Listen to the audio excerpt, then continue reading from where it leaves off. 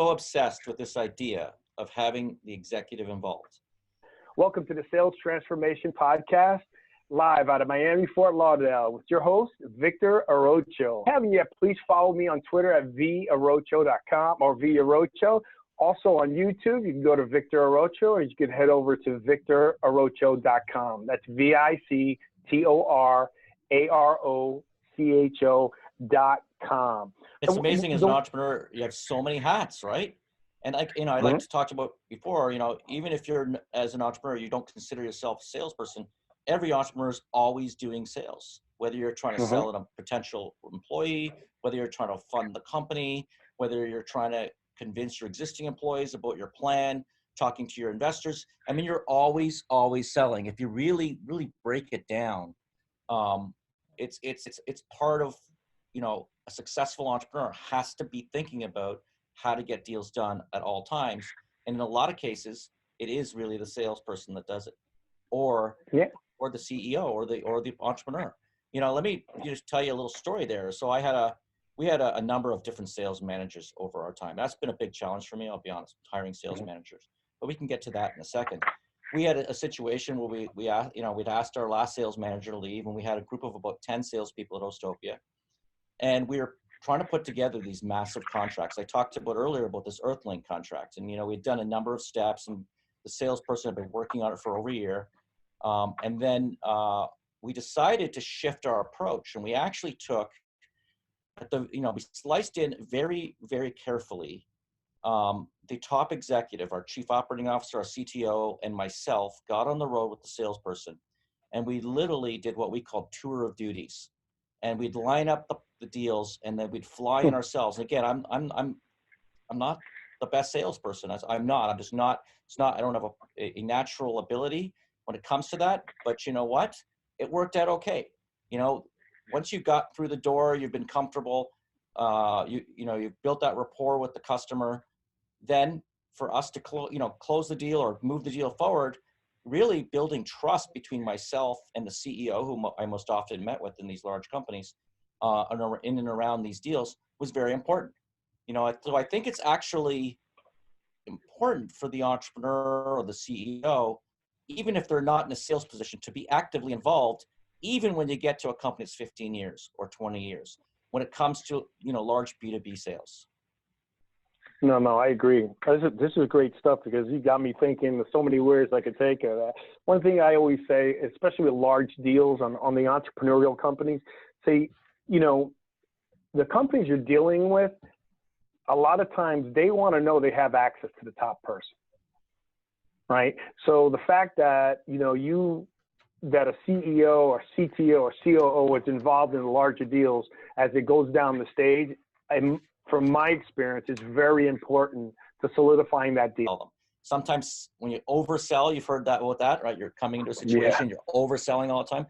I've seen salespeople do that all the time, and I literally sometimes just shut them down by reading the people we're talking to, especially when you've got another, leader in the room as well. Connect with them, build a trust. Now, let me tell you, the most important thing an entrepreneur can do in sales is sell their company. And what I just said a minute ago about building trust, I've hired brokers, and I've hired, people to help sell these companies. And the fact of the matter is, almost any deal I've ever done, it's been between the trust between myself and the president of that company that bought our company. And it's interesting that when you can really earn their trust, and sometimes show your weaknesses even, and sometimes show your vulnerabilities a little bit, then they begin to trust you.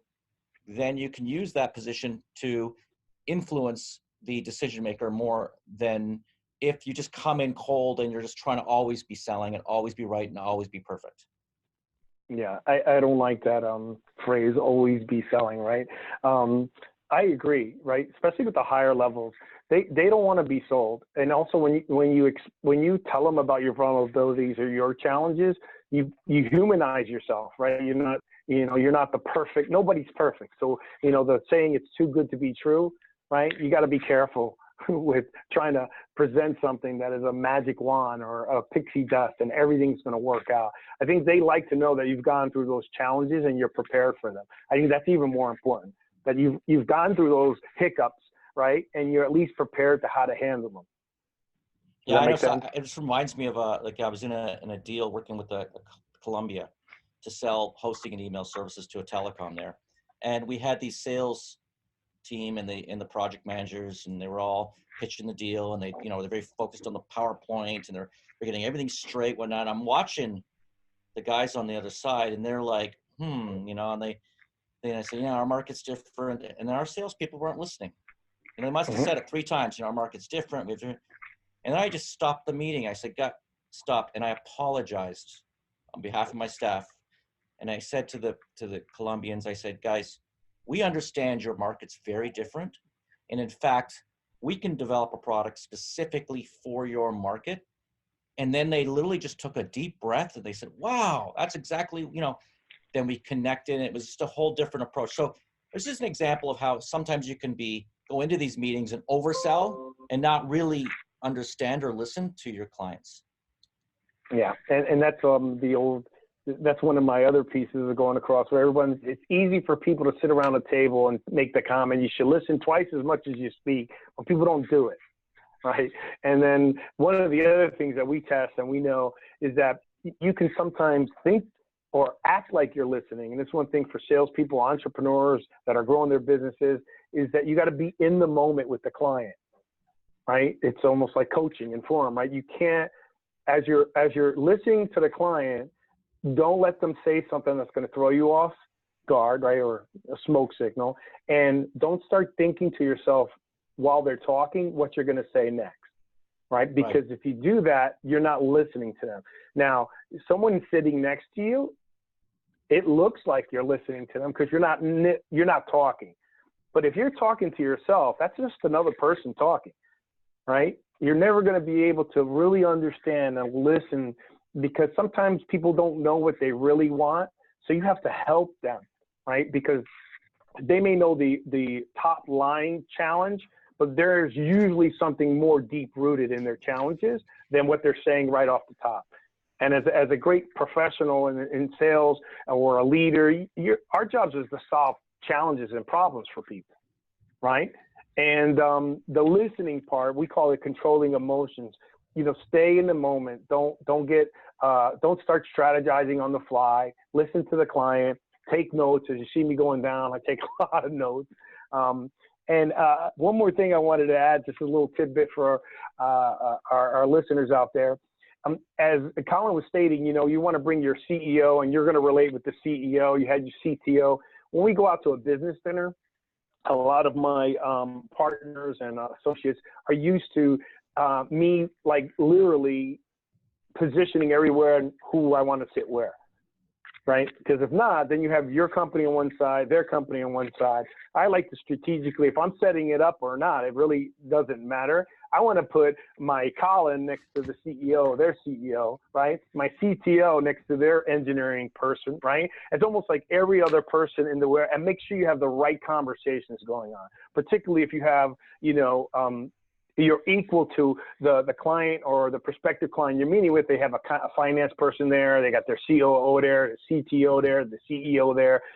Take control of the seating because you want the great conversations to have. And that's one. The second part is I always try to go to the restaurant myself and try to find or go to the restaurant that has the table I want. I want a big round table. I want a very large square table, right? Because I don't want the long tables. The discussions are limited. That's amazing because nothing in life happens by accidents, especially when you're trying to do huge contracts. I used to say $1 million contracts, like millions of dollars are at stake. And it's amazing how, people can think very ad hoc. If you enjoyed today's show, head over to victorarocho.com and please subscribe to my YouTube channel. Type in Victor Arocho, AROCHO, for more interviews with top entrepreneurs like Colin. Colin, we'd definitely like to have you back on the show. Remember to check out the rest of our videos in this series. Thank you for listening to the Sales Transformation Podcast. And remember, every Friday, we release a new episode of the Sales Transformation Podcast. And that one's with my co-host and a fellow serial entrepreneur, Stephen Running. Well, Colin, thank you again. Everybody have a great selling week. And remember, transformation trumps motivation.